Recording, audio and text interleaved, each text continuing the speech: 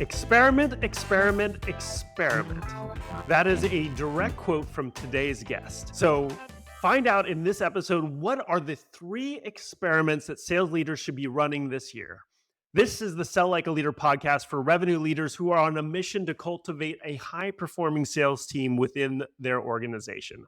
I'm your host, David Kreiger, founder of Sales Roads, America's most trusted sales outsourcing and appointment setting firm. And today, I am so excited to have our guest, Andy Paul.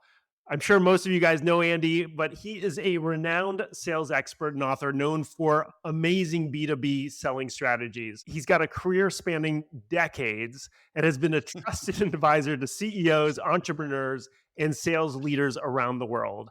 Just to give you a sense, Andy has over 190,000 professionals following him on LinkedIn.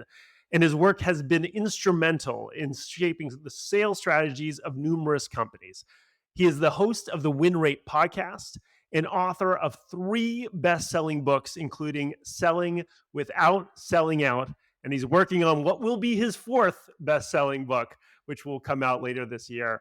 Andy, so excited to have you. Thanks so much for being on the podcast. David, thank you for having me. Always enjoy talking with you. So I'm glad we sort of discovered each other somehow in the last couple of years. So we seem to be talking quite a bit, which I enjoy. I was one of those 190,000 followers, Andy. So, stalked you a little bit and got to have a chance to build a relationship, and just always enjoyed our conversations. Likewise. Yeah. And you're a guest on my original podcast as well as the most recent one. So yeah, it's always fun. You have great insights, cutting insights. You don't like the BS, which is always great. And you cut through the clutter here, which is what we're going to do today. And so I actually noticed a recent LinkedIn post that you had put out there about the need for experimentation. And in the post, you talked about how you have to constantly experiment with new strategies, tactics, techniques to just figure out what works best for you as a salesperson.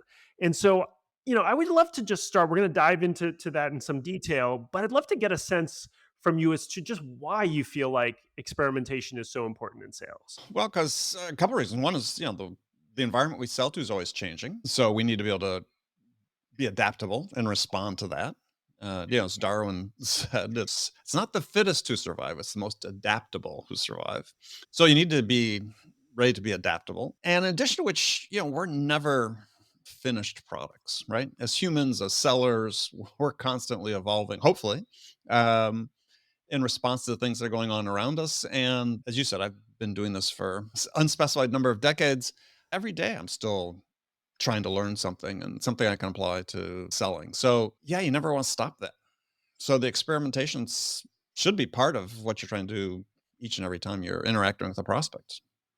Yeah, and I think 2 things just to call out on that. One, which I wasn't even thinking about, as salespeople, right? We do want to learn every single day. Otherwise, potentially our job can get stale. And so it's a way for us to continue learning, to be curious, to see what's working. And it actually makes our job more fun instead of doing the same thing every single day. Should be a creative process, right? I mean, that's to me one of the things that's kept me in sales all this time.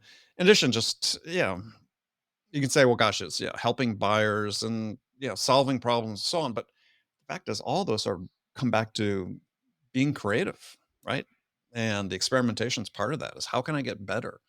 And I guess I've sort of a little bit of a skeptic too. And I think this is maybe increasingly so over the last couple of decades. Is sales has become more about conformity, right? When when I started, I'm sure we had processes, but we really had frameworks we were given. We were trained in frameworks and given freedom within the framework to experiment, try to become the best version of ourselves because, not everybody was going to succeed the same way. But you've seen, sort of with the advent of more and more technology and sales and a generation of managers that are more comfortable sort of saying, hey, this is the recipe, this is the playbook, this is the way we should do it, you lose some of that creativity. And I think that's hugely important. If you're always going to go into the same meeting asking the same questions, it's going to get boring and stale to the point you made earlier.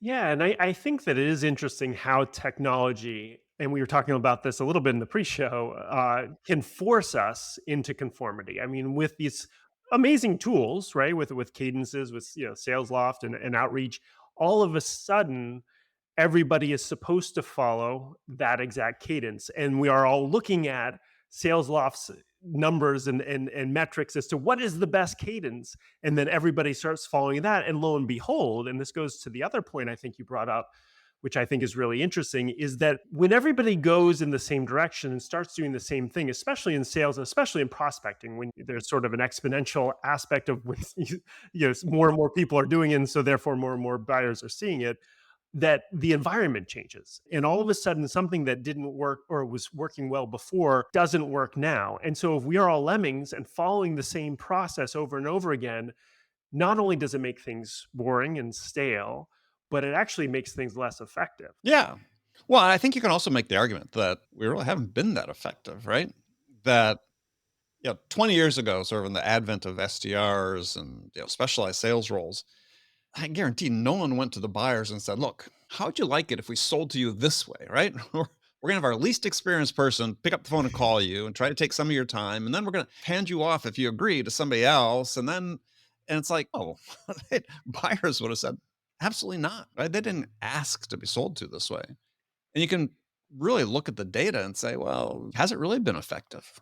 Has it been any more? I mean, you can make the case argue it's been less effective than what preceded it. I mean, you look at overall win rates and quota attainment, and perhaps most significant of all, just the buyer dissatisfaction with the interaction with sellers.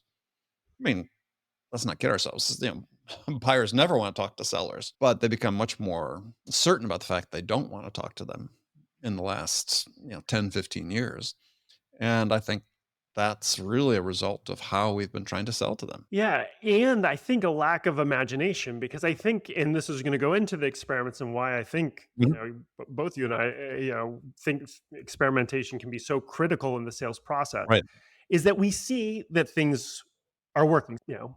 Aaron Ross stumbled upon something that was working for Salesforce, and nobody else was really doing it in the same way. And maybe you can argue against even that premise, but we can say that it has gotten more difficult over time as more and more people have structured their sales teams that way. And then to compound it, they're running the same plays. And so it just makes things worse and worse and worse because, and I think you're saying that, which is interesting, and we can would be interesting just to at least touch on it, but that it's a systemic issue with sales that doesn't allow for this type of experimentation, or it doesn't create a culture of experimentation, and we all start doing the same thing, which is not good for the buyer, is not good for the seller, and it's just not good overall. The whole premise of predictable revenue was we're going to take an example of one, which was Salesforce, which was the right product at the right time. And you could make the argument that you could have sold it a number of other ways and you would have had to experience the exact same success. But we're going to take that as a playbook and apply that broadly to all SaaS companies. And you can just look at the data and say, well,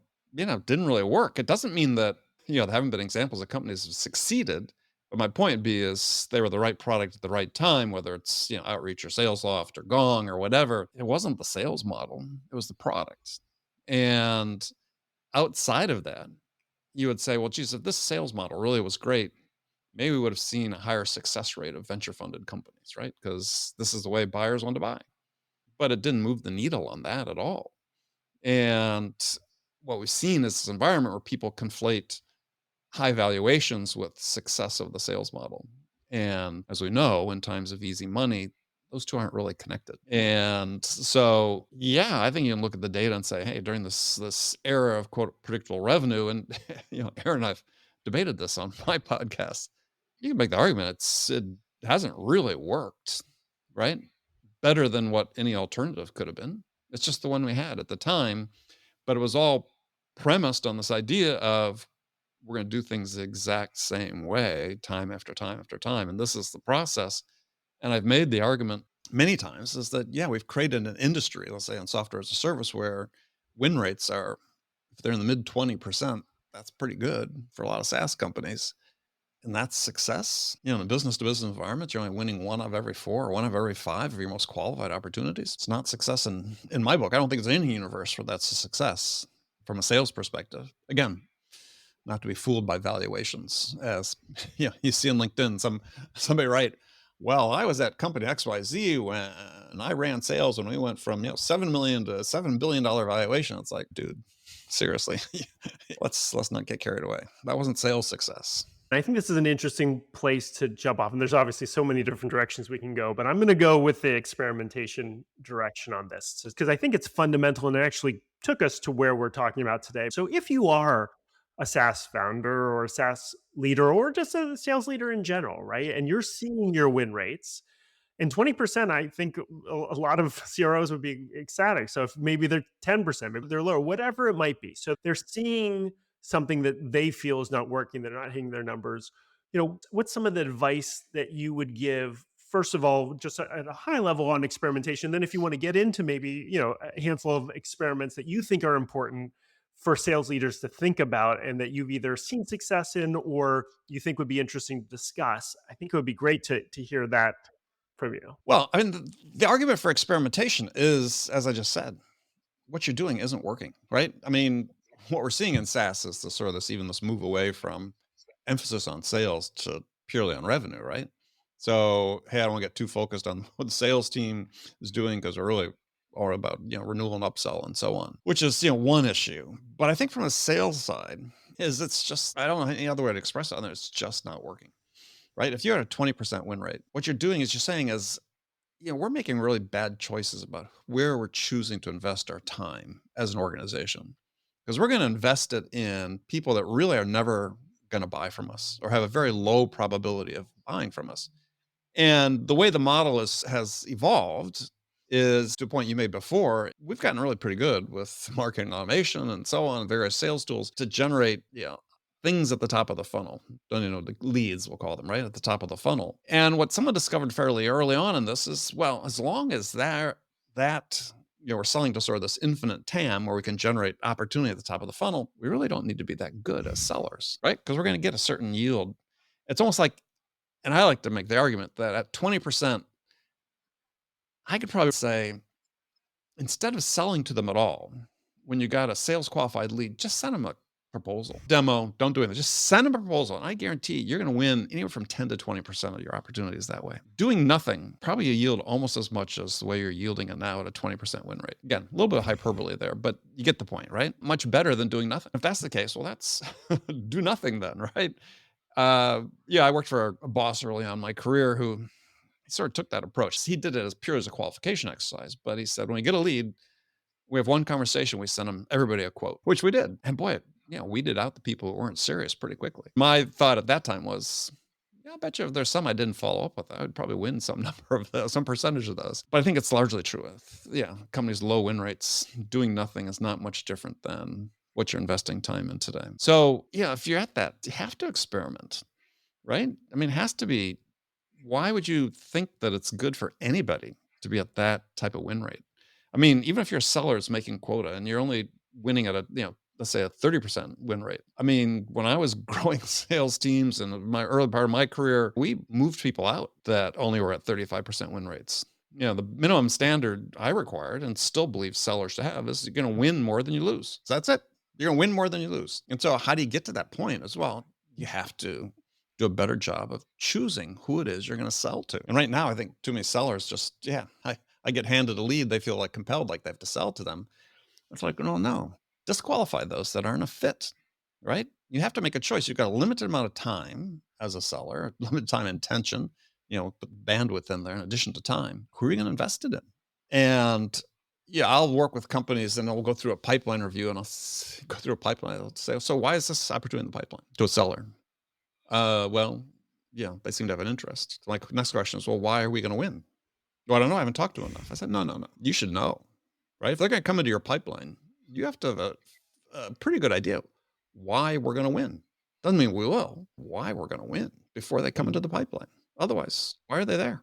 And that level of rigor just doesn't take place, right? I talked about in sell without selling out. I said, here's the acid test. As a manager, you should be able to go through every opportunity in somebody's pipeline, and you should get the answer to these two questions from the seller, which is, what does the buyer need from us today, the prospect, in order to make progress toward making the decision? What are they waiting from us today? What are they expecting from us? And in exchange for that, what's going to be the next step? And if a seller can't answer those questions about something that's in their pipeline, they're just not engaged at the right level, right? They haven't asked the right questions. That's not an opportunity. Shouldn't be in the pipeline.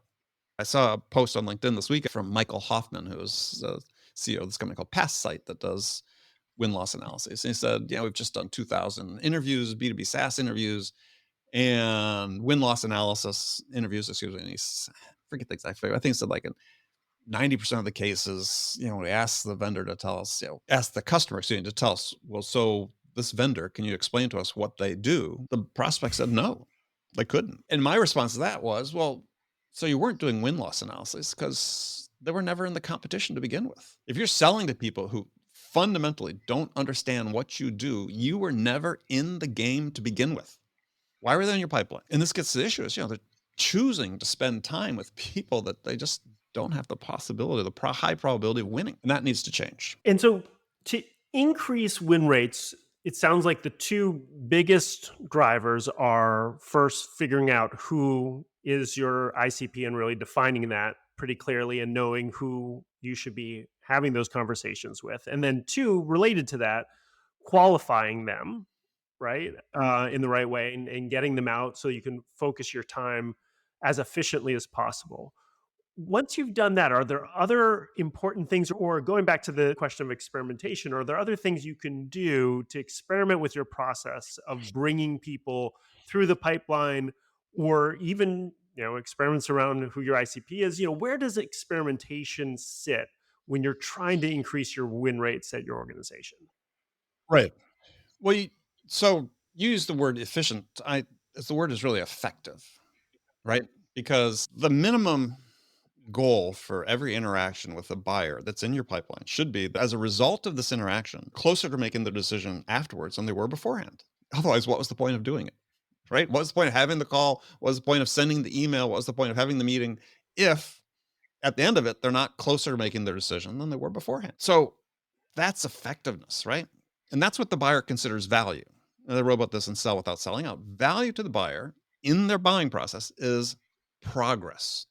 Have you helped me make progress toward completing this job I have, which is to make a decision? And so you have to experiment to say, okay, what am I doing or not doing that creates this desired impact, which is progress? And that then becomes something you can repeat.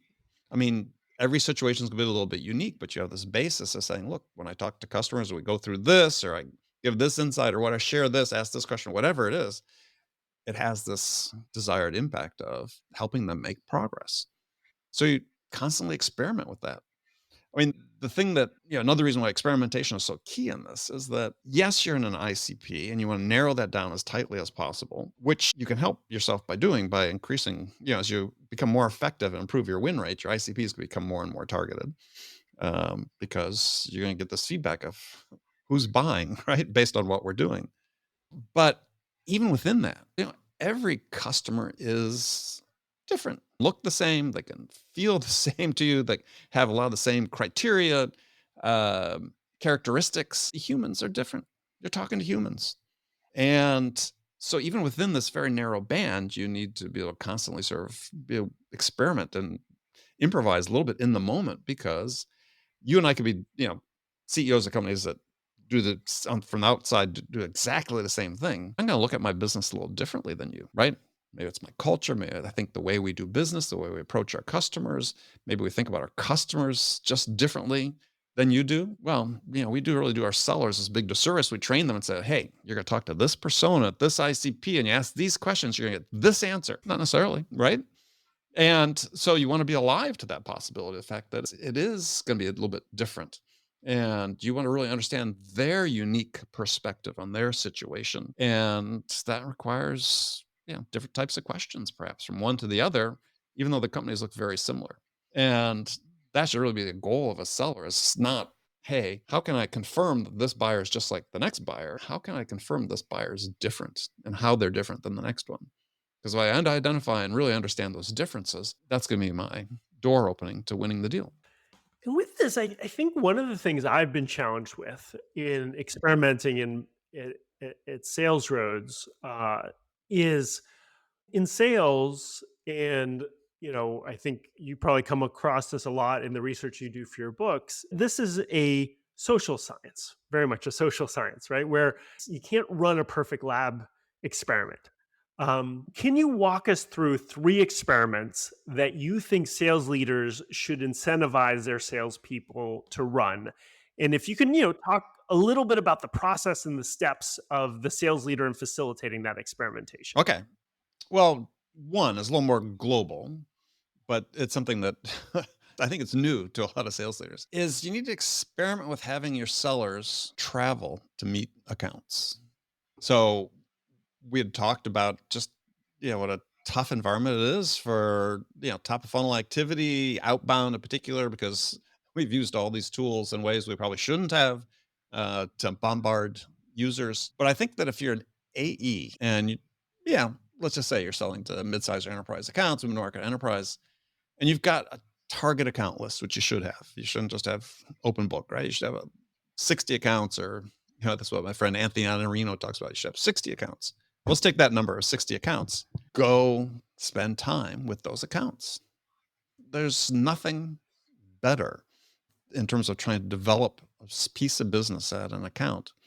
And there's no better way to get signals or intent data than from meeting with people. And it's, it may sound old school, but it's so old, it's new again. Is if you're selling anything with a decent ACV, visit people, get to know your accounts. The people you want to talk to, the decision makers, there's a higher likelihood than not that they are back in the office, and go meet them, go get to know them. It will be a differentiator for you. It'll work against you if you don't, quite honestly, at this point, because more and more companies are starting to do this again. And CFOs may push back because suddenly we start using expenses. But again, if you have a six-figure ACV, invest in a plane ticket. Or another alternative I suggested to as an experiment.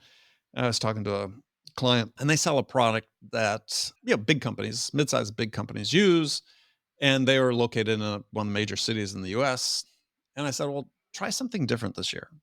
Only sell to accounts you can drive to. And they're like, well, no, we're virtually selling. I said, yeah, you can sell anywhere you want to. There's more than enough TAM in your major metropolitan area of millions of people and lots of big companies headquarters are only sell this year. You're only going to sell to companies you can go drive to and meet in person. I think that that's fascinating. And I think that we all forget because we're so virtual now and we've been conditioned, it's been like 4 years, right? That we've been doing this, that we're selling on Zoom, that this is now the way to sell. But I think to your point, it does two different things. One, it's very hard to get to know your buyer in a 60 or even 30-minute discovery call and then this set of processes, of meetings after that, versus sitting across the table from them, maybe even, dare I say it, having lunch with them afterwards. That it's a way that you can really learn about them. And then secondly, and I know you said you have to justify it to the CFO, we spend so much money on technology and tools and things like that, but this is a way to differentiate yourself from the competition. You actually getting on a plane while they're just doing Zooms, and your win rates, to your points, will go up tremendously. Yeah. I mean, if you got a, $15,000 ACV, okay, maybe it's not something. But if you got a 50, 60, you got six-figure ACV.